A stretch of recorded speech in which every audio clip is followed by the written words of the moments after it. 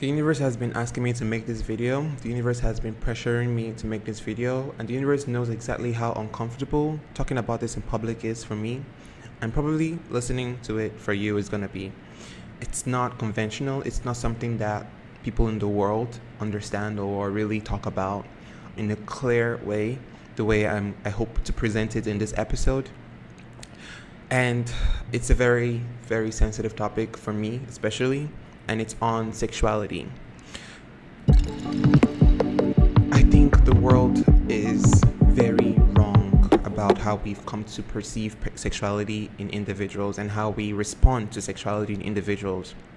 I have been in the woes of this as many, many, many young black men across the world, and I feel like it's about time that somebody actually said something about it in a way that is higher than the level that we currently understand sexuality. This is not trying to feed anyone's ego. This isn't trying to create a narrative that doesn't exist where it shouldn't. It's just the truth. And a philosophy that I go by is lies cause confusion. Lies are the basis of confusion, and truth brings clarity. When there is confusion, when there is so much questions than answers, that is, the lies are being told. And when it comes to the topic of sexuality in our world today, there is a lot of confusion. Like, what is the truth? What is real? How do I reconnect, or how do I realign my personal truth to what the truth of the world actually is? And I've had a lot of time to think about it. I've had a lot of time to really look into myself and reflect on my own life experiences and reflect on the life experience of others around me that share similar mindsets. And I have come to understand so much about sexuality and gender identity that I think the world isn't really ready for, but I'm still gonna talk about it anyways. So grab your coffee, grab your drinks, whatever you're gonna be sipping on, whatever you're gonna be chewing, because we're gonna be talking about something really interesting today, so enjoy. So sexuality as we know it today is your sexual expression of yourself as a human being, as a soul in a human body. This sexual identity, as the world understands it, exists in binaries. So you're either on one side or you're on the other side. And in these binaries, there are like roles to fulfill within them, stipulated by society, invisible figures up above that we don't really know, but set all the rules that we operate by and we have to follow for whatever reason. You're either heterosexual, which is the norm, acceptable, everybody loves this. If you're heterosexual, you're good, you're valid, you're worthy, this. And you're homosexual if you're not heterosexual. Being homosexual means you're inclined to chase or follow people of the same gender expression as yourself. And this brings up a lot of uncomfortable feelings in people for whatever reason. And I have had to think critically about why this is the case. And some of my findings have been sexuality has been stipulated by the world as physical attraction, isn't physical at all, actually. Sexuality is purely psychological. It's all in the mind. Your sexuality is the foundation by which your life is built upon, contrary to popular belief. Because when you're heterosexual, your life is built upon that in a way that you get married to a woman, you have children, this is as a man, and you live a life a certain way. If you're a woman, you marry a man, you fulfill your duties as a housewife or a homemaker, neck of the family, as it were, and you raise children and you fulfill all those duties because you're heterosexual. There's a stipulated role to follow. And then when you're homosexual, it brings a lot of issues because there aren't a lot of stipulated roles for you to fulfill. So there is this mishmash where homosexuality is trying to blend itself within the confines of heterosexuality, which cued me into the concept of sexuality actually being more psychological than it is physical attraction. Of course, the manifestation of sexuality is physical attraction, where you see someone and you like how they look and you want to move further down that path, however you choose to go down. And sex is a physical mechanism where we express our sexuality through intercourse, through the activity of sharing ourselves with somebody, another soul in a human body that often is either masculine or feminine. In those binaries we exist, in those binaries we create our lives in. So what if I told you that sexuality isn't what we have thought it's been all this while? So I'm going to give you sort of like a universal perspective on sexuality and how the universe sees us and what we're doing here on Earth and why we're doing that. On a psychological level, sexuality often is seeking love. And we seek love through the ways we feel we can get it the most, or we can get it in the best way that actually fulfills the needs that we have. And this love, we might not fully understand what it is. We interpret love as pleasure in our psyche. We've mishmashed love and pleasure, so we feel like anybody that gives us pleasure is somebody that does love us. And if you're having an experience, a shared experience with somebody in by way of sex, and it's not pleasurable, then you will not feel loved.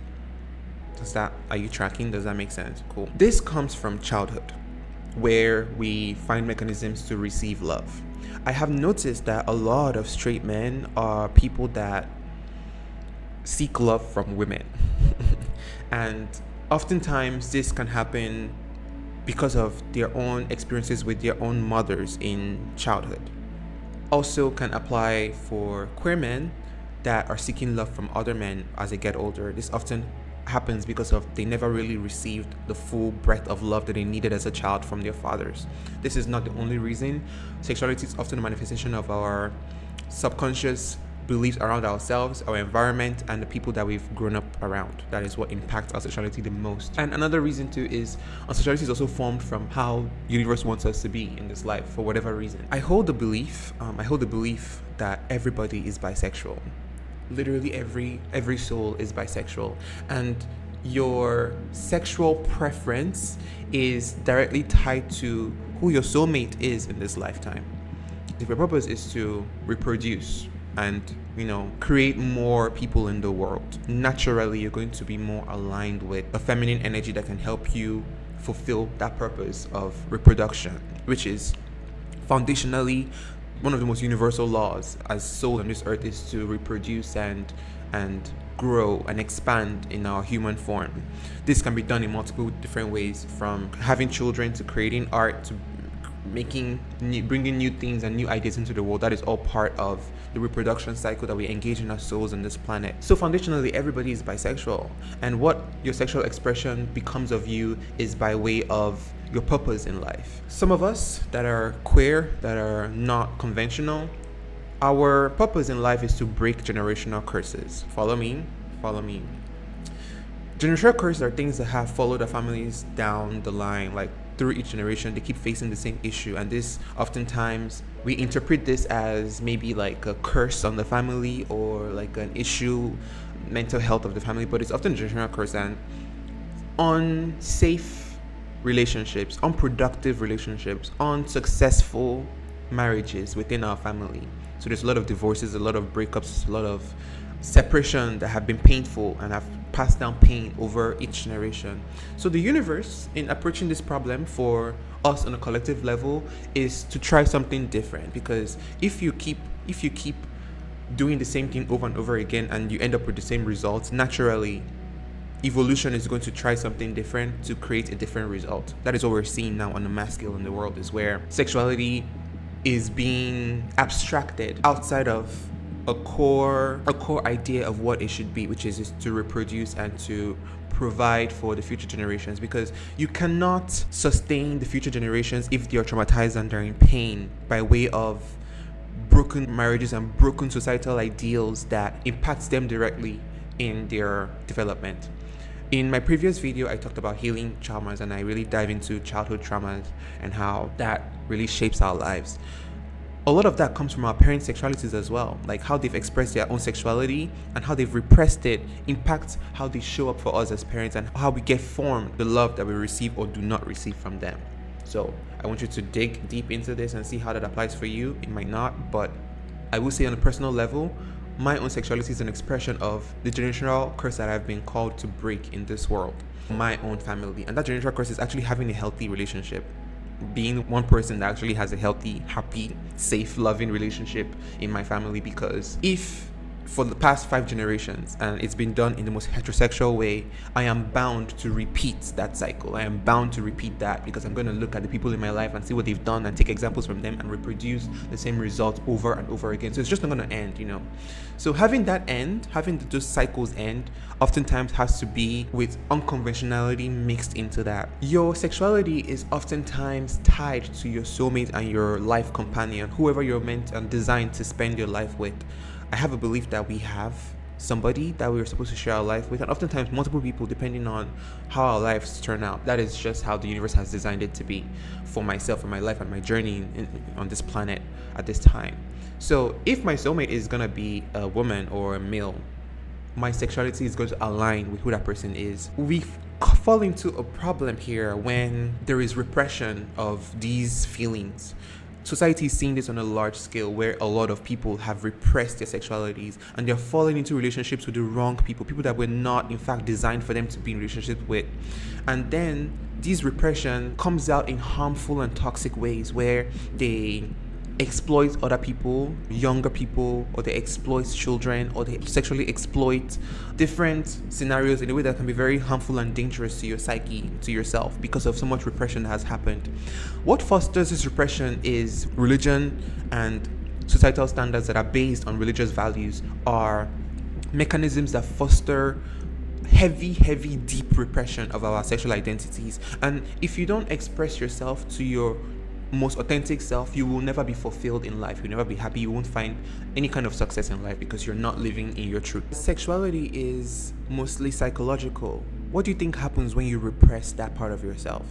When you repress that part of yourself, you lose touch of your true psychological capability. You fall into the mindset of looking outside of you to gain an idea of how to exist in the world when you already came fully downloaded with the information that you need on how to survive in this world and how to thrive in this world.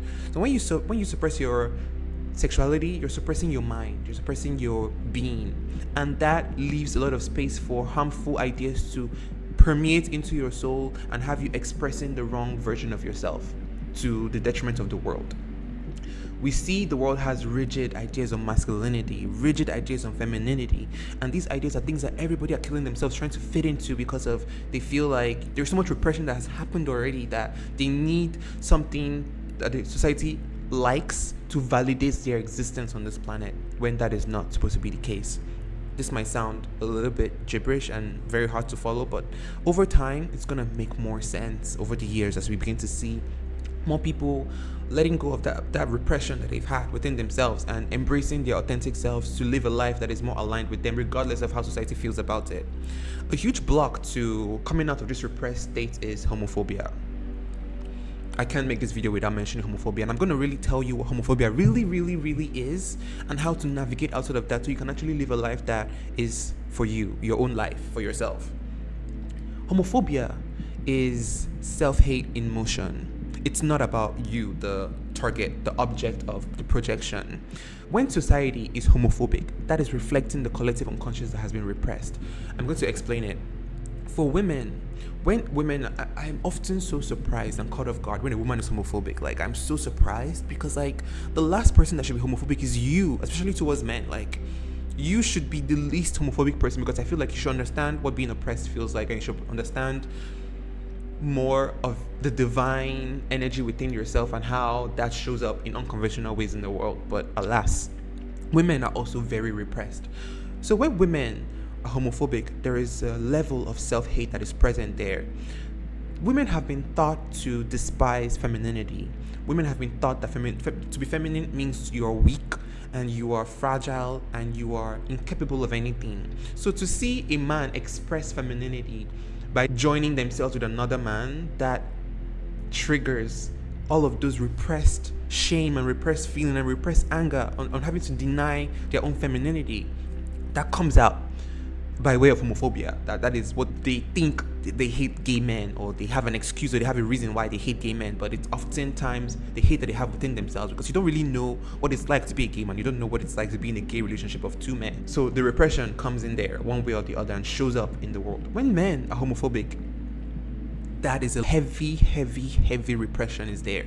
I know one time when I realized that, like, homophobia is really not, it's never been about me, was when I was interacting with this older man, family guy, has a family, has two older children, fully grown children, and he presents this front of being accepting of the LGBTQ community and just being open and supportive. That is the front that he presents.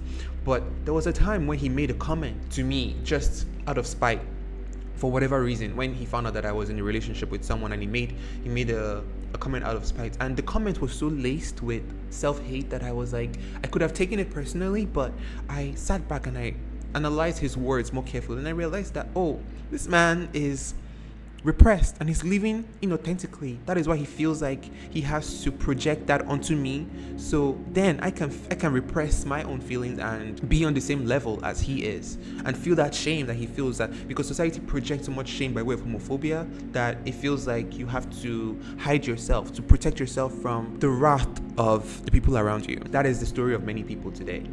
There are so many men that cannot stand the idea of being open about who they are, even to themselves, because of how other people in their lives are going to react to them. That is the foundation of repression. That is the foundation of homophobia. That is the foundation of hate. That hate that is being projected outwards, the hate was already inside the person. If you hate gay people, it means you hate yourself, because it's already in you. Why? Because everybody is bisexual. You have those attractions too. So when you have that issue with other people, you are basically hating on yourself. And that is because sexuality is so psychological. That is the foundation for mental illness and psychological harm that you're inflicting on yourself by way of hate. It's not fully your fault. It's not fully our fault. For people that are homophobic and people that experience homophobia, it's not. It's like a symbiotic relationship, because it's something that society has forced us into. And I'm making this video to sort of shed light into the mechanisms that operate in terms of sexuality and why we are the way we are. The purpose of heterosexuality, it does serve a purpose, and this purpose is labor. Labor is the purpose of straight relationships and marriages. The system that we live within needs constant laborers. It needs a new generation every year, to every other decade, to fuel the labor market. It's not going to happen when the homosexuality is the norm.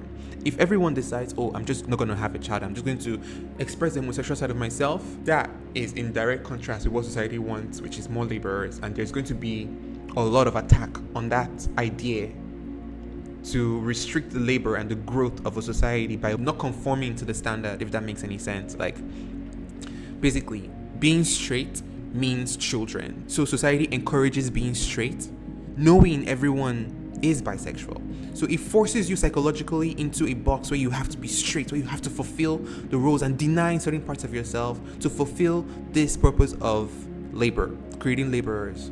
And you live your life as this person, having this life. The society has already given you the blueprints of how this life is going to go. Finish college, get married, have a child, buy a house, do your thing, live your life, retire, die. But then there's like a whole other part of you that you've repressed, because that is not tolerated in society, and that brings harm. And that harm expresses itself in highly, highly, highly dangerous sexual behaviors. From having multiple partners to excessive sexual engagement, cruising, child molestation, pedophilia. Like, there is so many ways that when you repress yourself, there's so many ways that it comes out, it just bursts out and causes harm to society on a larger scale. And as long as it doesn't impact the labor provision, it's not a problem, really. So people are going to hide and be and express themselves in secret spaces, because society has not created the space for them to actually be themselves, if that makes any sense. This cannot work when everybody in the world is in fact bisexual. Everybody in the world in fact has the ability to choose who they want to show up as in the world. But nobody, the ones that actually conform to heterosexuality, they chose it because they felt like they had no other choice. Do they want to be hated? Do they want to be dismissed all their life and suffer the consequences of not choosing the conventional? Or do they want to just stay safe in their comfort zone and live a life that is inauthentic to them just to fulfill the responsibilities of society? That is the question there. That is the question that we are all asking ourselves.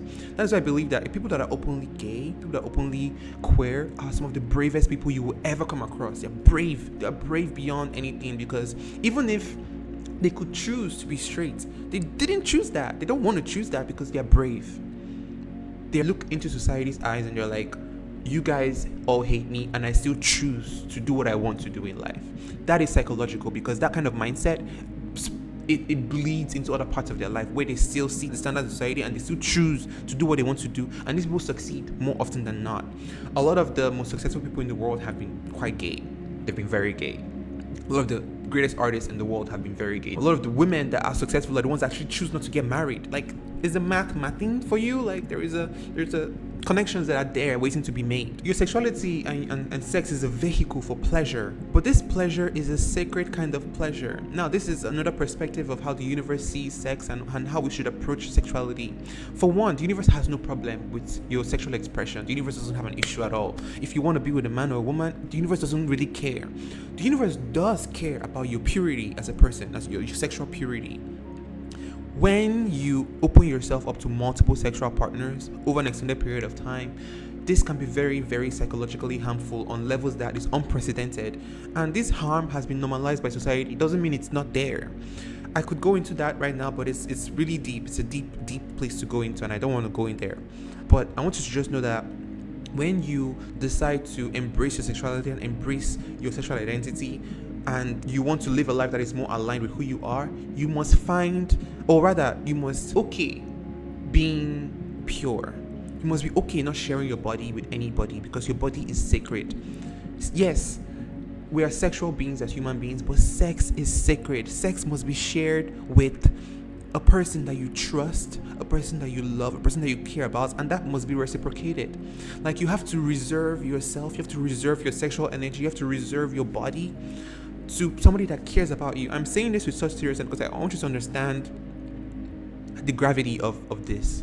Just because of the world has normalized being sexually open and being sexually volatile doesn't mean you have to do the same thing as well. You have to be, like, even if you're heterosexual or homosexual, you have to be sexually pure. You have to focus on just that one person at all times. You cannot have multiple sexual partners. You cannot open yourself up to different energies, because number one, not everybody is a human being. We are all walking in these human bodies, but we are not all human. Like, we're not all real on the inside. There are beings in this world that are going to cause harm to you if you give them access to your body. And the universe doesn't want that. The universe, the Bible or the religion, Christianity, postulates adultery, like having sex outside of marriage, as a sin. The universe doesn't think it's a sin. The universe actually, it's not healthy for you, but the universe doesn't think it's a sin. You can do it if you want to, but the universe doesn't want you to get harmed. The universe doesn't want you to get hurt by exposing yourself to the dangers of being inseminated with energy that doesn't belong to you by somebody that you don't really know or care about or belong to. There is hookup culture, and hookup culture is something that has been so normalized in society today, but it's very harmful to people. It's harmful to our minds. It's harmful to our beings. It's not positive, and it takes us farther and farther away from having the universe, having spirit in our lives, because to have the universe live within you, to have God be present within you and in your life, your body has to be a temple pure enough for the universe to inhabit it. And the universe is not going to stay in your body if you've been run through by the whole street, by the whole nation. If you've been run through, your body is a cacophony of energies that do not belong there. The universe cannot be in your life, cannot be within your body, because it's not pure, it's not clean enough to embody a vibration that the universe can actually align with. So what happens here is that you are lost in the world. You are energetically lost. You don't have any direction, because you need the universe, you need spirit to find guidance in life. And spirit is completely okay with your sexuality as long as you understand that your body is sacred and you should remain pure. That is why marriage is so emphasized in society, because when you marry someone, you are committing to them, and you're committing to being the person that you share yourself with for the long term. And that is the only person that you should do that with. What happens is that we have bastardized the idea of marriage, where you can get married and still have multiple different partners and whatever, and even if it's like secretly. That is a problem, because that is a manifestation of the repressed side. That's why you have to actually choose.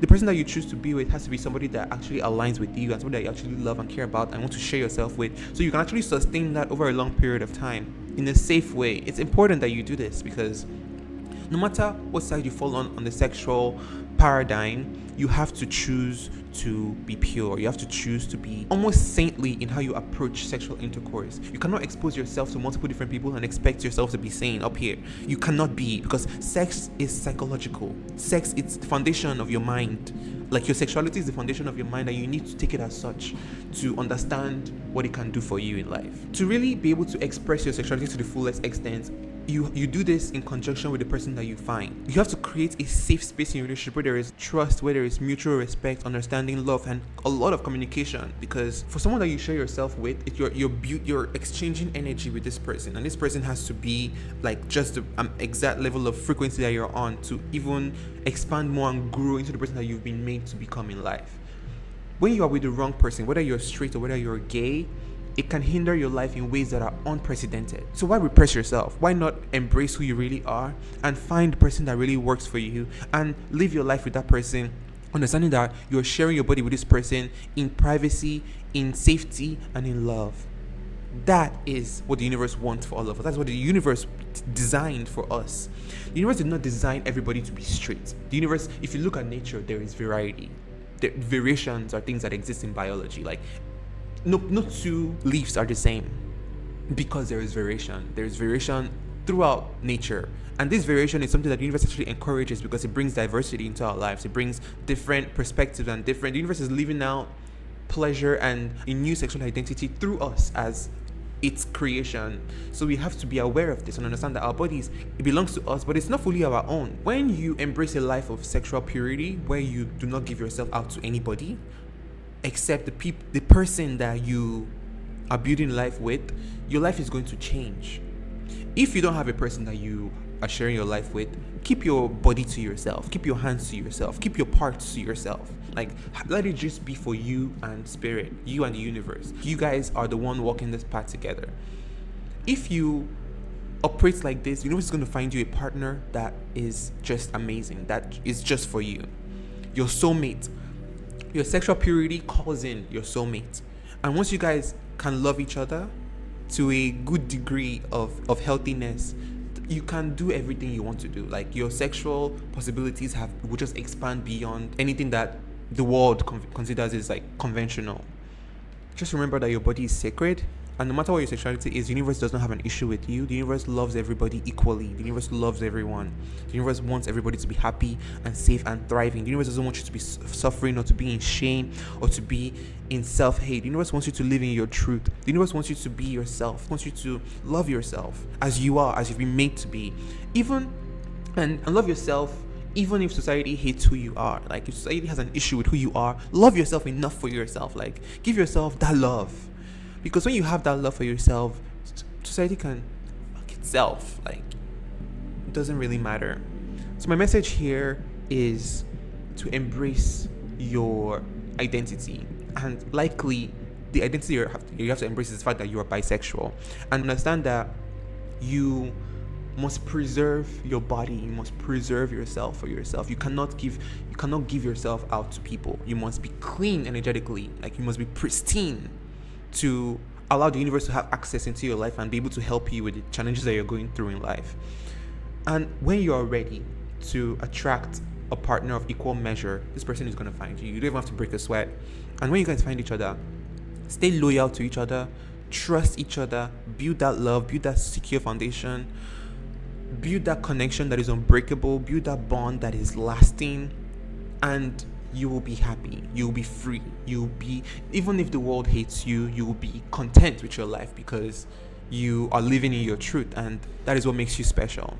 Anyways, that's it for today, and subscribe. I love you. Have a good day.